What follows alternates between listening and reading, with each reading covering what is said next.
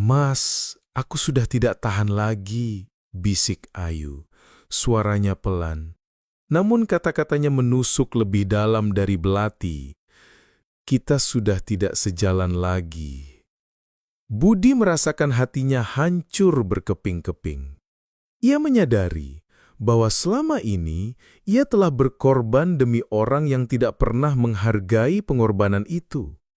Ia telah membangun sebuah istana, namun istana itu kini runtuh dan ia berdiri di tengah reruntuhan, sendirian. Hidup Budi tidak pernah dihiasi gemerlap kemewahan. Dunianya berbau oli, bensin, dan karat besi.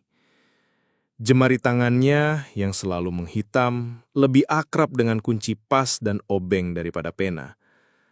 Setiap pagi, ia berangkat ke bengkel kecilnya, warisan almarhum ayahnya, yang berdiri kokoh namun sederhana di pinggir gang sempit. Bengkel itu adalah hidupnya, dan lebih dari segalanya, bengkel itu adalah sumber penghasilannya untuk membangun mimpi sederhana bersama Ayu, istrinya. Di rumah petak mereka yang dindingnya sudah mulai mengelupas, tidak ada perabotan mewah. Sebuah lemari kayu butut yang setia menemani sejak mereka menikah, kasur busa yang sudah menipis, dan sebuah meja kecil tempat Ayu selalu meletakkan buku-buku tebalnya. Cahaya matahari pagi selalu menyelinap masuk lewat celah atap, membentuk pola-pola abstrak di lantai semen. Budi yang sedang meminum kopi hitam panas buatan Ayu seringkali tersenyum melihatnya. Baginya, itu adalah bukti bahwa Tuhan masih memberkati rumah mereka dengan kehangatan. Ayu di sisi lain tidak pernah bisa sepenuhnya puas dengan kehidupan yang serba pas-pasan. Bukan karena ia tidak bersyukur, melainkan karena di dalam matanya yang jernih, Budi selalu melihat sebuah api ambisi yang membara. Ayu bercita-cita menjadi seorang pegawai negeri sipil atau PNS. Cita-cita itu bukan datang dari dorongan gengsi, melainkan dari sebuah keyakinan mendalam bahwa gelar PNS akan menjadi kunci emas untuk membuka pintu gerbang kehidupan yang lebih baik. Mas, kalau aku jadi PNS, kita nggak perlu lagi khawatir soal biaya berobat, bisik Ayu suatu malam saat mereka berdua rebahan di kasur. Terus, kita bisa cicil rumah yang lebih layak, yang ada halamannya buat Mas Budi tanam pohon mangga. Budi menatap mata Ayu yang berbinar. Di antara suara jangkrik dan deru motor yang lewat di luar, ia mendengar sebuah melodi harapan. Ia memeluk Ayu erat-erat. Jauh di dalam lubuk hatinya, ia merasa sedikit khawatir. Ia melihat teman-temannya yang istrinya bekerja. Sebagian besar dari mereka jadi jarang pulang dan lebih memilih sibuk di luar. Budi tidak menginginkan hal itu terjadi. Ia menginginkan Ayu selalu ada di sisinya. Namun janji adalah janji. Ia sudah berjanji akan memberikan dukungan penuh kepada Ayu. "Berjuanglah Yu, aku akan selalu ada di belakangmu," kata Budi sambil tersenyum tulus. Itulah janji sederhana yang terukir di atas meja kayu butut di bawah cahaya lampu remang. Janji itu bukan hanya sekedar kata-kata. Budi benar-benar menepatinya. Setiap malam, setelah keringatnya mengering karena seharian di bengkel, ia selalu menemani Ayu belajar. Sambil Ayu membaca buku tentang undang-undang dan sejarah, Budi akan memperbaiki karburator motor tua milik tetangga yang rusak. Sesekali, Ayu akan bertanya kepadanya, dan Budi yang hanya lulusan SMP hanya bisa menjawab, "Maaf Yu, Mas nggak ngerti, tapi Mas yakin kamu pasti bisa. Cuslah semangat." Pengorbanan Budi tidak berhenti sampai di situ. Ia mulai mengambil pekerjaan serabutan di luar jam kerjanya di bengkel. Ia menjadi ojek daring sepulang dari bengkel, dan di hari libur, ia membantu membangun ruko tetangga. Ia melakukan semua itu demi membiayai bimbel dan buku-buku tes CPNS yang mahal. Meskipun lelah, ia selalu pulang dengan senyum di wajahnya. Ia tahu bahwa setiap tetes keringatnya akan menjadi bensin untuk impian Ayu. Suatu hari, Ayu pulang dari bimbel dengan wajah murung. Budi, yang sedang memperbaiki motor, langsung menghampirinya. "Ada apa, Yu?" tanyanya lembut. Ayu menunduk.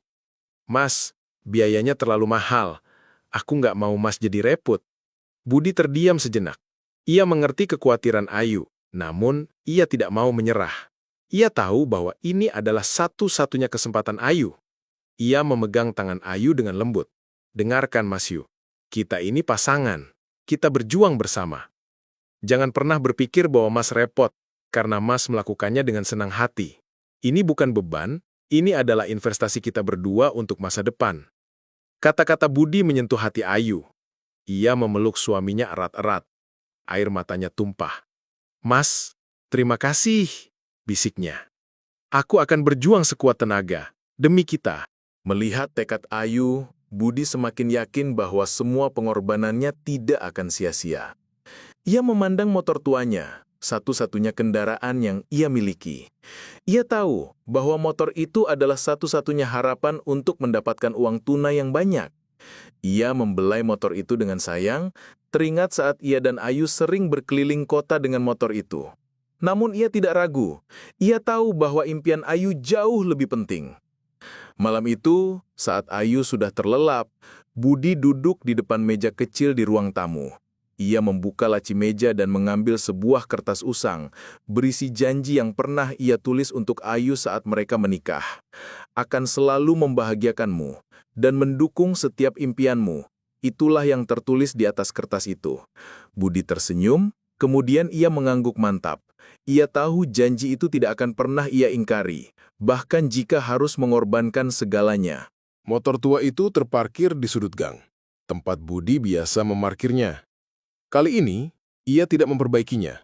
Ia hanya memandangnya, seolah sedang mengucapkan selamat tinggal pada seorang sahabat setia.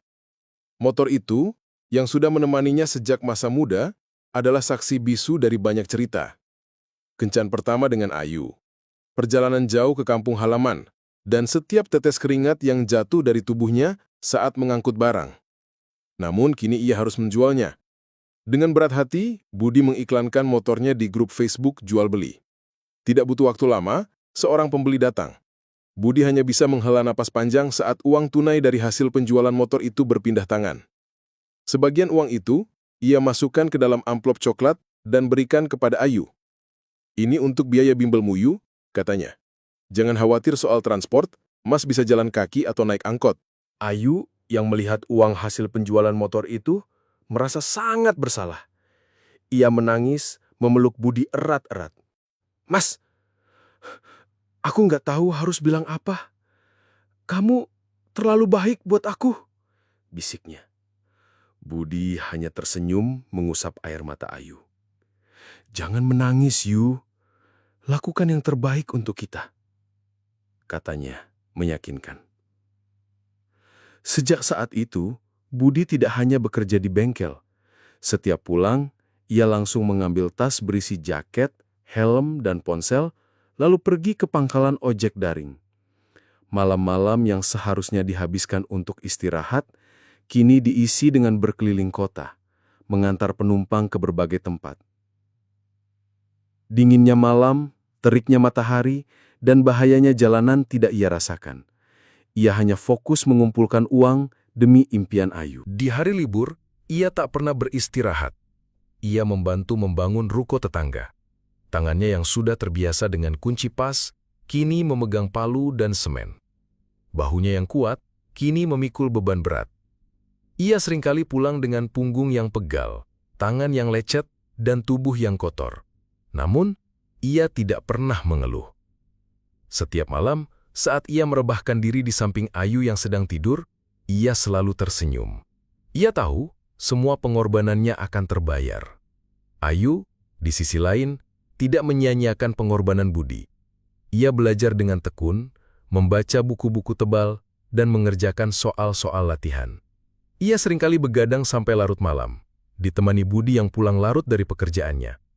Aroma kopi hitam, buku-buku usang, dan suara jangkrik menjadi saksi bisu dari perjuangan mereka. Suatu hari, Ayu melihat Budi tertidur di sofa dengan wajah lelah.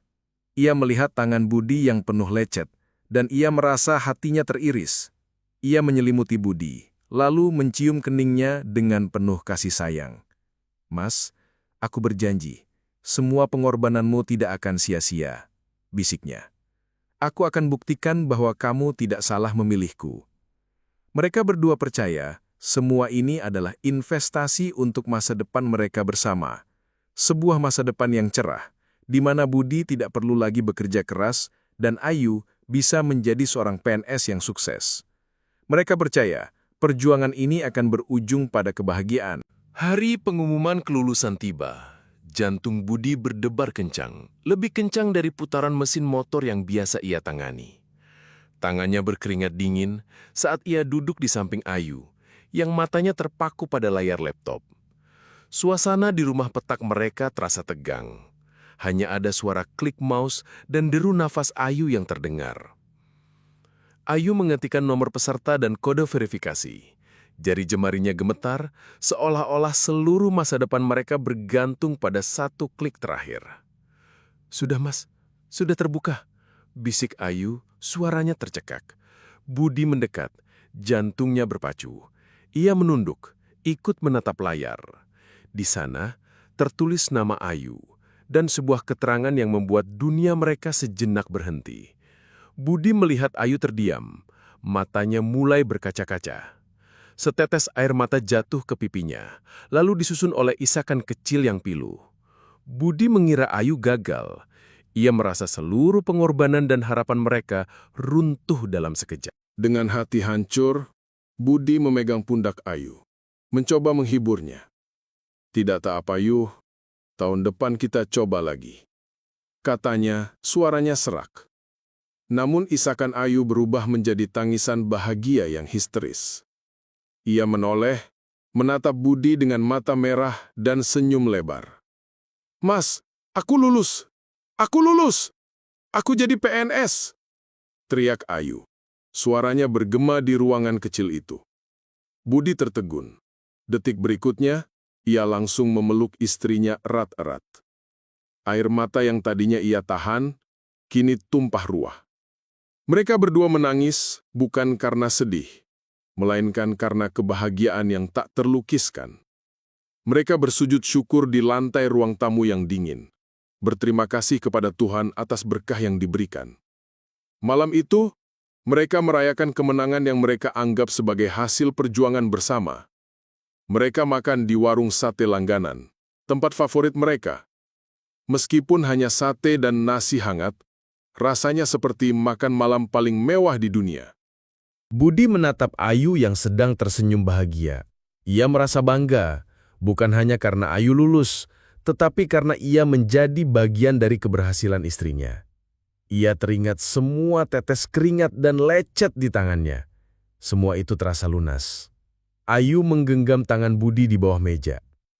"Ini semua berkat kamu, Mas," bisik Ayu dengan penuh cinta. Tatapannya tulus. "Tanpa Mas, aku tidak akan pernah sampai di titik ini." Budi tersenyum, hatinya menghangat. Ia merasa di balik semua pengorbanan itu, ada cinta yang semakin kuat dan harapan yang kian nyata. Seperti mentari yang perlahan bergeser dari puncaknya, kehidupan Ayu dan Budi pun mulai berubah arah. Perubahan itu tidak datang secara tiba-tiba, melainkan merangkak pelan, diselimuti euforia keberhasilan yang baru saja mereka raih. Awalnya, Budi tidak melihatnya sebagai masalah. Ia masih melihat Ayu yang sama. Ayu yang dulu sering menemaninya di bengkel sambil membaca buku. Namun, kini, buku-buku itu digantikan oleh dokumen-dokumen kantor, dan bengkel digantikan oleh gedung perkantoran yang megah. Pagi-pagi, Ayu sudah sibuk mempersiapkan seragam barunya. Budi yang biasanya baru memulai hari, dengan bangga membantunya menyetrika. Ia menatap Ayu yang kini mengenakan seragam rapi, berbeda jauh dengan pakaian rumahan sederhana yang biasa ia pakai. "Cantik, yuh," bisik Budi. Matanya berbinar. Ayu hanya tersenyum. Senyum yang sedikit berbeda. Lebih formal, lebih rapi. Seolah-olah ia sedang bersiap menghadapi kamera, bukan suaminya sendiri. Awalnya, Ayu masih sering bercerita tentang pekerjaannya. "Mas, ternyata kantor itu ribet ya. Aku harus ikut rapat ini, rapat itu, ketemu banyak orang." Ceritanya suatu malam sambil merebahkan diri di kasur. Budi mendengarkan dengan penuh perhatian. Ia mencoba memahami dunia baru Ayu, meskipun ia tidak tahu apa itu rapat, birokrasi, atau proyek. Budi hanya bisa mengangguk, tersenyum, dan sesekali bertanya, "Berarti kamu sibuk banget ya, Yu?" "Nggak apa-apa, Mas ngerti kok." Namun, seiring berjalannya waktu, cerita Ayu mulai berubah. Obrolannya tidak lagi tentang kesulitan kerja, melainkan tentang kesenangan-kesenangan kecil yang ia rasakan di kantor. "Mas, teman-teman di kantor ajak aku makan siang di kafe baru. Enak banget makanannya, Mas. Harganya juga lumayan mahal," katanya suatu sore. Budi tersenyum. "Syukur deh kalau kamu senang." Tapi di dalam hatinya, ia merasa sedikit asing. Ia tidak pernah mengajak Ayu ke kafe mahal. Kesenangan mereka dulu hanya makan sate di pinggir jalan atau bakso di pojok gang. Jarak itu mulai terasa bukan hanya dari topik obrolan, melainkan juga dari waktu. Dulu, setiap malam mereka selalu tidur bersama, berpegangan tangan, dan bercerita tentang hari-hari mereka. Kini, Ayu sering pulang larut malam. "Mas, aku ada lembur," katanya lewat telepon. Budi, yang sudah menunggu dengan makan malam yang sudah dingin, hanya bisa mengangguk. "Ya sudah, Mas tunggu di rumah ya." Ia berusaha sabar, mencoba memahami kesibukan Ayu.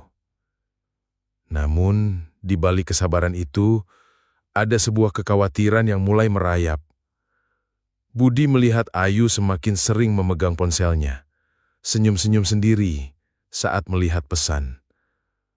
Ia seringkali mendengar Ayu berbicara dengan seseorang di telepon, dengan tawa renyah yang sudah lama tidak ia dengar. "Siapa itu, Yuk?" tanya Budi lembut suatu malam. "Oh, ini teman kantor, Mas. Dia ngajak aku gabung di grup sepeda," jawab Ayu santai, tanpa menatap Budi. Budi hanya bisa terdiam, memandang punggung Ayu, yang kini terasa begitu jauh. Suatu hari, Budi memberanikan diri untuk datang ke kantor Ayu saat jam makan siang. Ia ingin memberi kejutan, membawakan makan siang favorit Ayu, nasi goreng buatan ibunya. Ia tahu Ayu sangat menyukai nasi goreng itu. Budi, dengan baju kerja montirnya yang sedikit lusuh dan tangannya yang masih berbekas oli, tiba di lobi kantor Ayu. Gedung itu megah, menjulang tinggi, dan dipenuhi orang-orang yang berpakaian rapih dan berwajah cerah. Budi merasa kecil, merasa tidak pantas berada di sana. Ia menunggu Ayu di lobi. Setelah beberapa saat, Ayu datang dengan seorang pria tampan yang juga mengenakan pakaian kerja rapih. "Mas Budi, kenapa di sini?" tanya Ayu. Suaranya terdengar sedikit terkejut dan sedikit malu. Budi dengan senyum polosnya menyodorkan kotak makan siang. "Ini Yuk, Mas bawakan nasi goreng buatan ibu. Kamu kan suka?" Ayu memandang kotak makan siang itu, lalu menoleh pada pria di sampingnya. "Mas, ini teman kerjaku. Namanya Pak Heru," katanya singkat. Pria bernama Heru itu tersenyum ramah pada Budi, namun senyum itu tidak sampai ke matanya. "Halo Mas," sapanya. "Ayo, kita jadi makan di kafe kopi senja kan? Nanti keburu habis tempatnya." Ayu mengangguk, lalu menoleh pada Budi. "Mas, maaf ya, aku sudah ada janji. Nanti saja makan nasi gorengnya ya. Kamu pulang saja, Mas." Budi hanya bisa mengangguk. Hatinya terasa perih. Ia melihat Ayu dan Heru berjalan pergi. Obrolan mereka terdengar riang. Budi memandang kotak makan siang di tangannya, yang kini terasa begitu berat. Ia berjalan pulang dengan langkah lesu, membawa kembali nasi goreng yang sudah tidak lagi hangat. Ia merasa bukan hanya jarak fisik, melainkan juga jarak sosial dan emosional yang kini memisahkan mereka. Semakin hari, Budi merasakan bahwa dirinya dan dunia lamanya semakin tidak relevan bagi Ayu. Kritik-kritik kecil mulai muncul. "Mas, jangan pakai baju itu lagi dong. Nggak rapi," kata Ayu suatu malam. "Tangannya itu loh Mas, walaupun sudah cuci, bau olinya nggak hilang-hilang." bisiknya saat mereka berdua rebahan. Budi yang dulu tidak pernah mendengar keluhan itu, kini hanya bisa terdiam. Ia merasa dirinya kini bukan lagi sumber kebanggaan, melainkan sebuah beban bagi Ayu. Ayu, di sisi lain, tidak menyadari bahwa ia telah berubah. Ia hanya merasa sedang beradaptasi dengan dunia barunya. Lingkaran pertemanannya yang baru, gaya hidupnya yang baru, membuatnya lupa pada janji-janji yang pernah ia ucapkan. Ia lupa pada Budi yang dulu berkorban segalanya demi impiannya. Senyum Ayu tidak lagi sama, tatapannya seringkali kosong, dan sentuhannya terasa hampa. Ia kini hidup di dunia yang berbeda dari Budi. Dunia Budi adalah dunia sederhana yang penuh dengan ketulusan dan pengorbanan. Dunia Ayu adalah dunia baru, yang penuh dengan ambisi, karir, dan kemewahan. Mereka kini hidup di dunia yang sama, namun di antara mereka ada sebuah jurang yang semakin dalam. Jurang yang tak terlihat, jurang yang tak terucapkan, yang perlahan tapi pasti akan menelan mereka berdua. Hari itu, sore terlahir di minggu ketiga bulan ketiga setelah Ayu resmi menjadi PNS. Budi menyelesaikan pekerjaannya di bengkel lebih awal. Ia menyeka keringat di dahinya dengan handuk kotor, tangannya masih belepotan oli, tapi hatinya penuh dengan rencana. Ia berencana memberi kejutan untuk Ayu, bukan kejutan yang mewah, hanya makan malam kesukaan Ayu, sate kambing bakar di warung langganan mereka. Budi merindukan momen sederhana itu, momen di mana mereka bisa tertawa lepas dan bercerita tanpa ada jarak. Ia mengambil telepon genggamnya yang sudah usang dan mencoba menelpon Ayu. Panggilan pertama tidak diangkat. Mungkin masih rapat, pikir Budi, mencoba berpikir positif. Panggilan kedua, ketiga, hingga kelima pun bernasib sama. Budi mulai merasa gelisah. Perasaan khawatir mulai menyelinap. Perasaan yang sudah menjadi tamu tak undang dalam beberapa minggu terakhir. Ia memutuskan untuk menjemput Ayu di kantornya, berharap bisa bertemu langsung. Pembawaan santai, tapi sedih. Budi melangkahkan kaki ke gedung perkantoran mewah itu. Seperti biasa, ia merasa kecil di tengah keramaian orang-orang berpakaian rapi dan wangi. Ia menunggu di lobi selama hampir 1 jam, namun Ayu tak kunjung terlihat. Ia mencoba menelpon lagi, tapi ponsel Ayu masih tidak aktif. Budi memutuskan untuk mencari Ayu. Ia menaiki lift, memencet lantai tempat Ayu bekerja. Ia berjalan menyusuri koridor, mencari-cari wajah Ayu. Tiba-tiba, ia mendengar suara yang sangat dikenalnya. Suara Ayu. Suara itu datang dari sebuah ruangan kosong yang pintunya sedikit terbuka. Budi mendekat. Jantungnya berdebar kencang, antara lega karena akhirnya menemukan Ayu, dan khawatir karena ia tidak tahu apa yang sedang terjadi. Budi mengintip dari celah pintu yang terbuka. Di dalam, ia melihat Ayu berdiri sendiri, membelakangi pintu, sedang berbicara di telepon. Aku sudah tidak kuat, Mas. Aku merasa terjebak. Suara Ayu terdengar. Suara itu bukan suara Ayu yang Budi kenal. Itu adalah suara yang dingin, tegar, dan penuh dengan keputusasaan yang aneh. Budi membeku di tempat. Telinganya menajam, mendengarkan setiap kata yang keluar dari mulut istrinya. Kehidupan lamaku. Rasanya tidak selevel lagi dengan posisiku sekarang. Lanjut Ayu. Kata-kata itu bagai belati yang menusuk langsung ke jantung Budi. Kehidupan lamaku. Budi teringat saat mereka makan di warung sate, saat ia menjual motornya, saat ia bekerja sampai larut malam.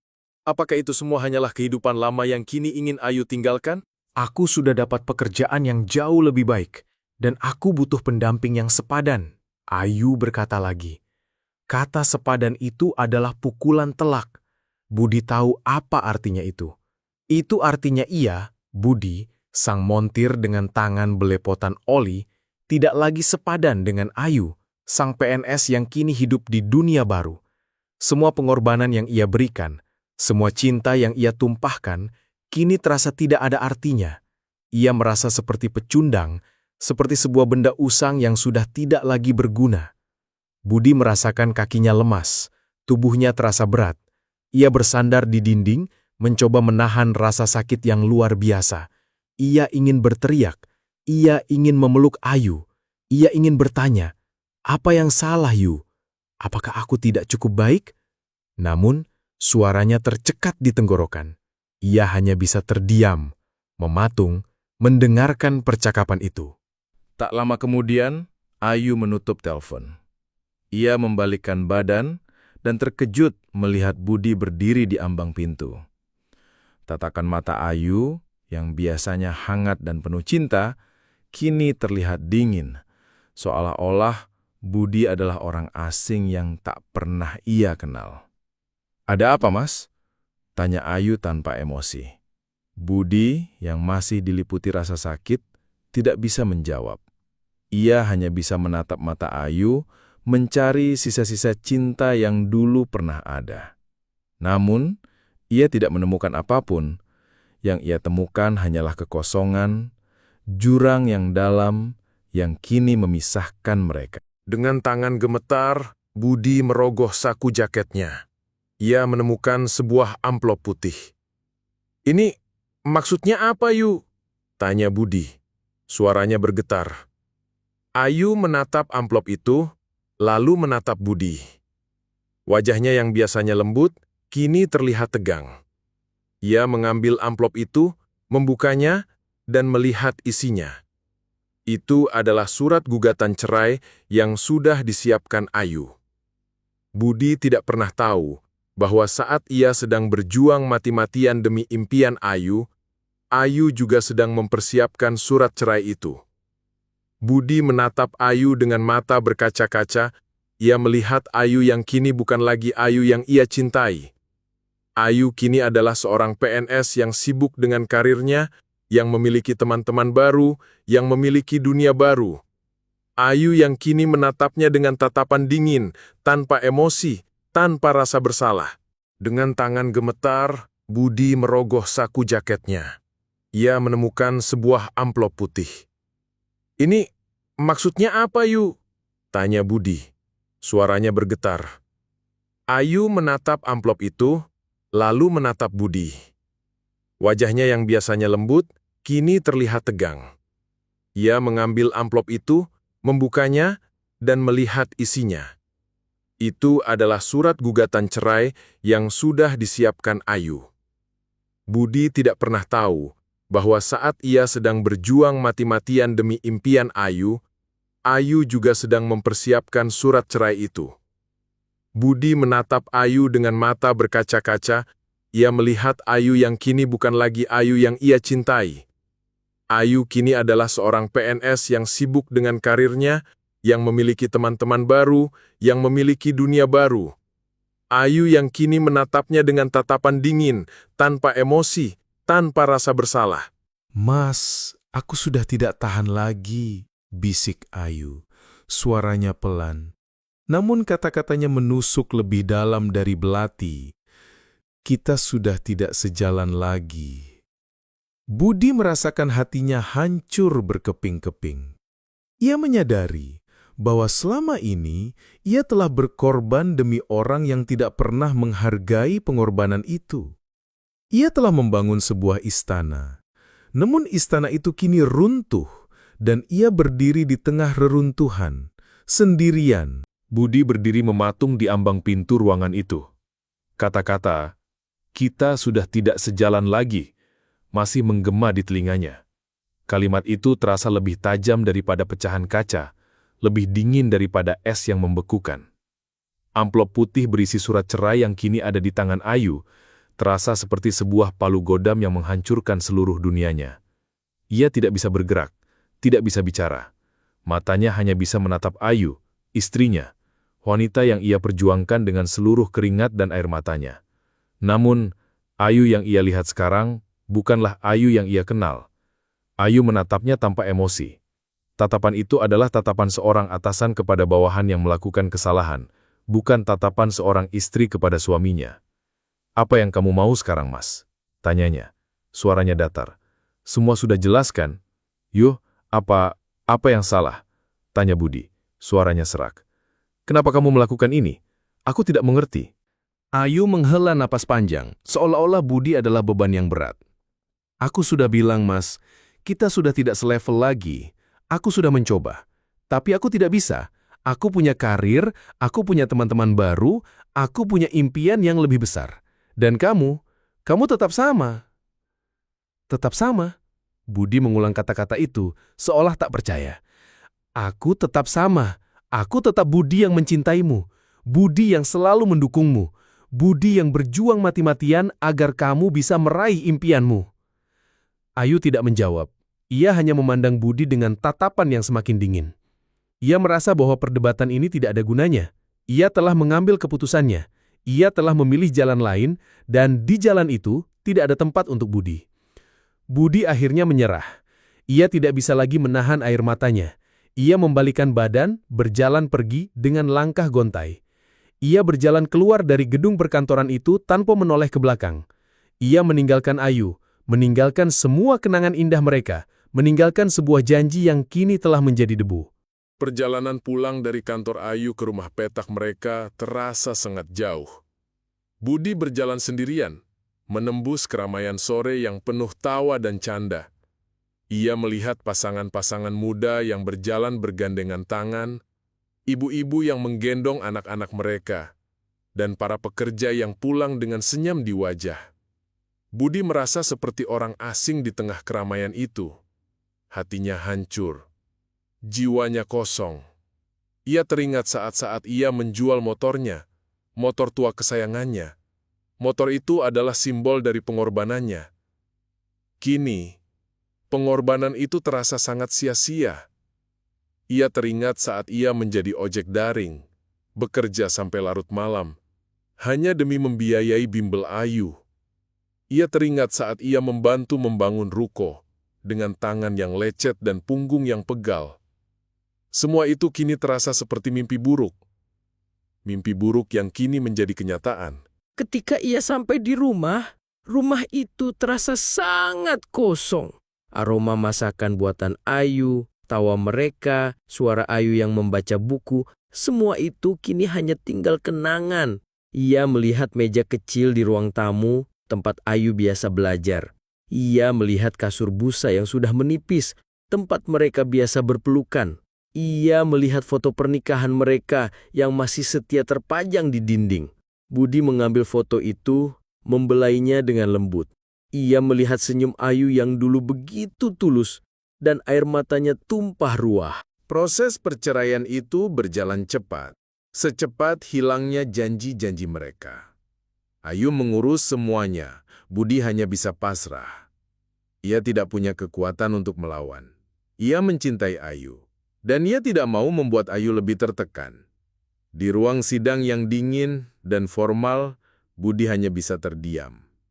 Ia melihat Ayu yang kini terlihat lebih cantik, lebih dewasa dan lebih tegar. Ayu menatapnya dengan tatapan yang sama dinginnya. Hakim bertanya kepada Budi, "Apakah Anda setuju dengan perceraian ini?" Budi hanya bisa mengangguk, suaranya tercekat. Ia tidak bisa mengucapkan kata-kata itu. Ia tidak bisa mengatakan, "Ya, saya setuju." Namun ia tahu bahwa ia tidak punya pilihan. Hakim mengetuk palu, dan perceraian itu pun sah. Budi dan Ayu kini bukan lagi suami istri. Mereka adalah dua orang asing yang pernah saling mencintai. Budi berjalan keluar dari ruang sidang, dengan hati yang hancur. Ia melihat Ayu berjalan pergi, dengan langkah tegar. Ayu tidak menoleh ke belakang. Ia telah mengambil jalan lain. Jalan yang tidak ada tempat untuk Budi. Setelah perceraian, Budi mencoba melanjutkan hidupnya. Ia kembali bekerja di bengkel, tempat ia selalu merasa nyaman. Namun, kini bengkel itu terasa berbeda. Ia teringat saat Ayu sering datang, membawakan kopi dan menemaninya.